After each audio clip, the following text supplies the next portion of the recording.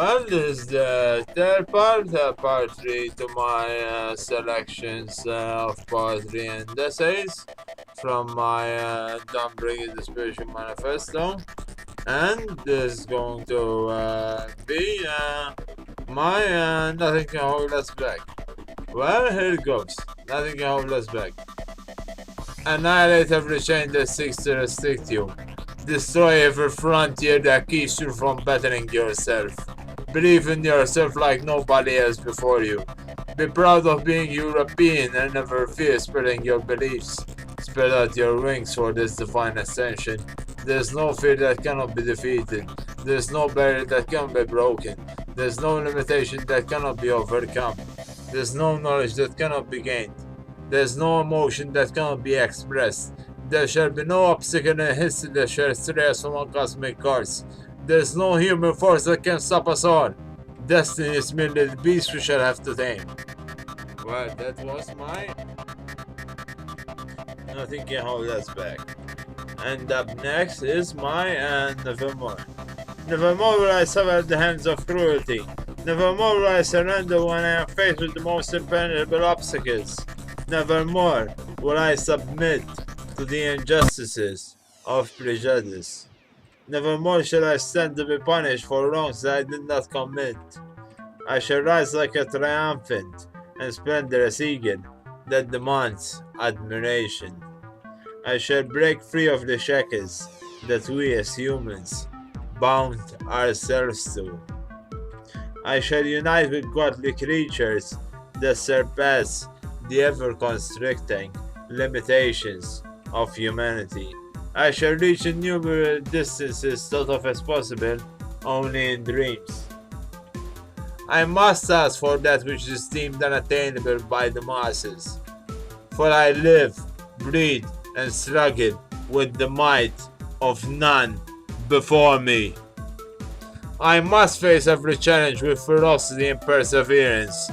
I must not let my guard down, for that's the time when weaknesses are easily exposed. An analytical observer that shall never stray from his chosen path. A path that will be woven with pain and sorrow, but will ultimately lead to the path of joy and utter satisfaction.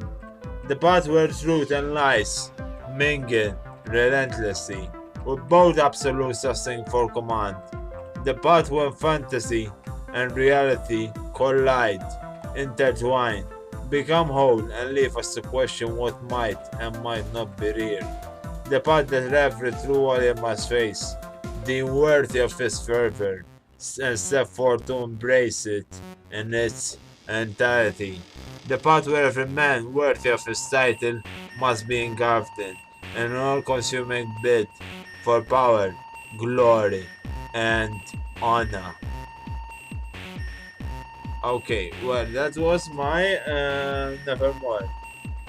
And up next is my You Are To Me. You Are To Me.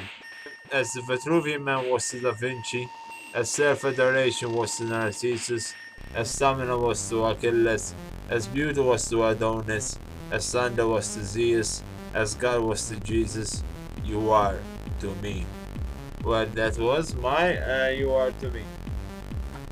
And up next is going to be my Flying Away.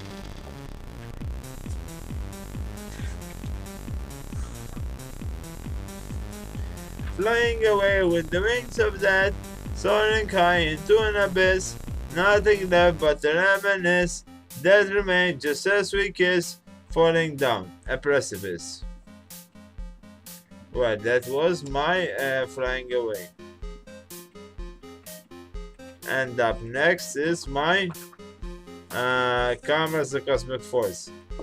While I fervently do not abide by the wicked fate of life, and have only utter contempt for the threefold karmic law, I do believe the force of cosmic justice exists in this world. The spiritual catharsis which works through the cosmos on every human being in this earth is more of a cosmic redeemer than a tangible force or nature. I believe that some form of karma does exist in this world. I myself, though I favor a form of anarchic state, still have a strong sense of spiritual justice, true justice, a spiritual form which delivers unto man that which he has sown. Thus, imperceptible intangible forces work through the cosmos, either against us or towards us, in accordance to and as a result of our actions, deeds. Again, I am in utter disagreement with the Wiccan threefold law, as it is traditionally postulated, as I adamantly believe that we are not meted out thrice to pay for any aggression we inflict, but we are inflicted with the same forces we deliver in our day-to-day life. Thus, if we only bring negative forces into effect in this world, we'll only be surrounded by negativity, vice, etc. To live a happy, fulfilling life, then one must have the worthy, and as a consequence of our spiritual justice, be loved back by these same or other worthy beings. We and also others around us are only products of what we do, are dealt with. And this, yet again, is determined by by our spiritual cosmic karma, stemming from this life as well as previous ones. We have to grow as human beings to loving those who love us, to expect ourselves to grow karmically. We must exact positive input in this world if we are to be surrounded by positive karmic forces, good vibes, high positive energies. This does not arise from our altruistic, selfless mind state, however. It arises just as it should arise, from man's egotistic nature. Our acting well with others should emerge forth from our yearning to be treated as we treat others. We should act well towards others, out of an individualistic pursuit to be treated according to how we treat others. Good karma can thus arise through acting from worldly selfish desires, even through what are deemed as altruistic, generous acts towards others, and this in itself is not necessarily an evil thing. As discussed extensively by the political theorist Thomas Hobbes, man is essentially egotistic, self-centered. Nevertheless, one can try to annihilate this self-centered frame of mind in themselves as much as humanly possible, in ways which, as a matter of fact, benefit the individual, acting appropriately towards other human beings who cherish us, which results in good positive vibes by these people whom we treat well. Thus karma is merely a cosmic psychic energy-related force. It does not stem from some high and mighty nature goddess or god. It is simply the universe giving back to us what we feed it. From this perspective, if one dishes out only bad deeds, negative energy on those around him, then they will be reacted to likewise. It is a matter of the cosmos dealing up this form of cathartic retribution, however, and not nature. Nature is essentially cruel and forgiving. It is just insofar as it projects the cruelty of the chain of life onto human beings. Men are eaten alive as they feast upon other mammals. They are shown aggression by other, non-civilized beasts that they harm. Hence, the cosmos are truly just force making human life.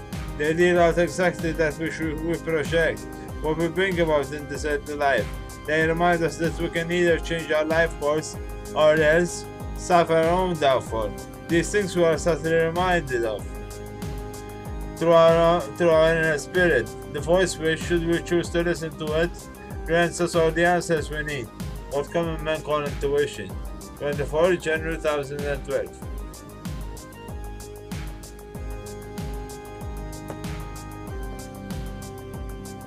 Well, that was my karma as a cosmic force.